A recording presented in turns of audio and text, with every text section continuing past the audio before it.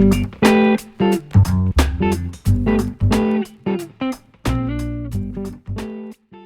role of a nurse as relates to mental health has completely expanded over these last few decades, and we've all discovered in the schools that children need a family here. They need everyone to take care, not just the nurse. But often when someone comes to the nurse is sleepy, feels sick, is tired, but I can't find anything else wrong with them, I go to what's going on emotionally with this child. And I'm thankful that here at Whaley, at least, we have a robust counseling group so that I can refer. I hear from my fellow nurses that many of them are doing the entire workup for contact with a mental health professional. What I like about the green sheets is they can start with a para or a teacher or the BPO or the secretary. They can start with someone who is not the professional that's doing the full-scale assessment. And if they hear something, they can come right to you. They can write it down, they can put the set setting, and then you can move that over into the more robust assessment. So wraparound services, so important, and something that COVID sort of put a stop to. We have many students here who are fosters, or they are also people who are in custody by the state. And so the very first wraparound service that you deal with is their nurse case manager or their Office of Public Advocacy guardian, and that's the person that provides consent so that you can give them a more robust mental health surround. The other wraparound that I like is our local Alaska Behavioral Health and the other practices that provide meds management and counseling services to our students. And we are, I think, also expanding our wraparound services to include some private mental health entities that will serve inside the schools, working cooperatively with the nurse and the counselors. So those are the very important ones.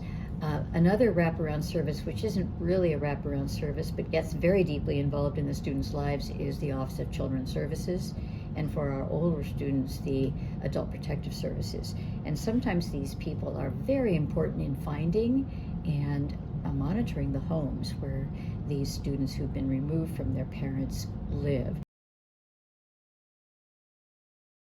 So I think the most important thing is just to step back and listen.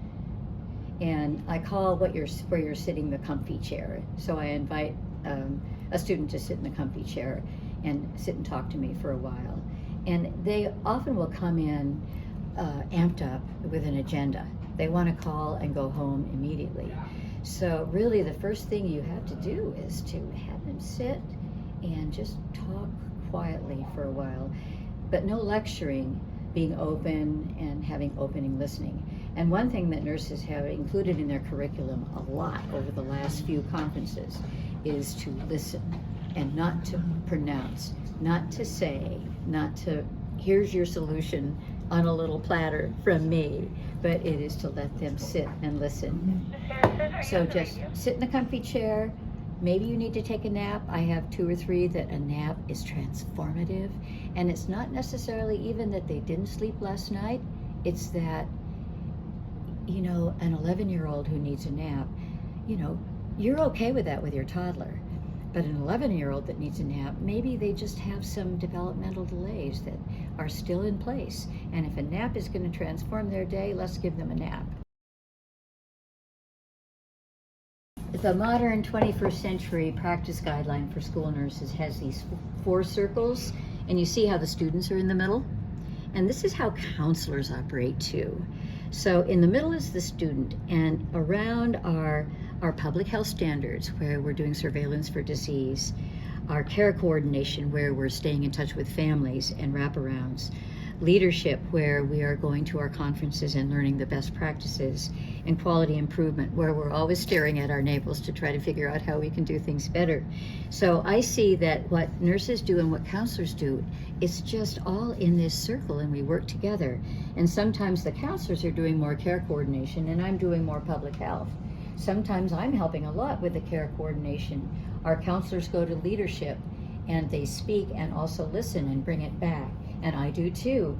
And of course, we're always reviewing with each other how we acted with this one student, how we could have done it better, how we could change our policies and make them better so that everybody did the best for the student. So I just think our model of nursing practice is so relevant to what the counselors do that I just love it. You know, what we notice in the day is sometimes first thing there'll be a sick call with a kid, and that I will see that they are well enough to stay, and they stay, and then all of a sudden they're seeing the counselor. So what I notice when a student is complaining about being ill, I may communicate it with the counselor that they may be seeing them later because they aren't feeling well because mom wasn't home last night and they didn't get a good meal and they didn't sleep well because they were worried about her.